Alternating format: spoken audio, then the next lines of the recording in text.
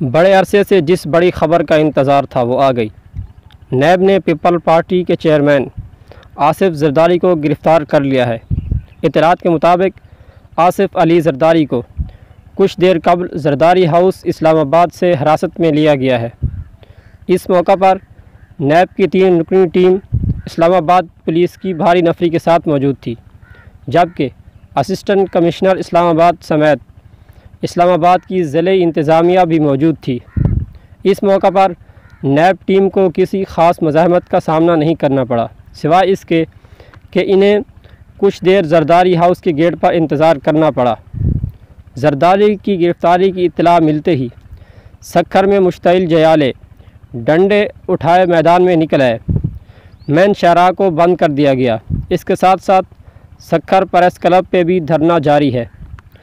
मुल्की सियासत मौसम गर्मा की तरह शदीद गर्म होने जा रही है।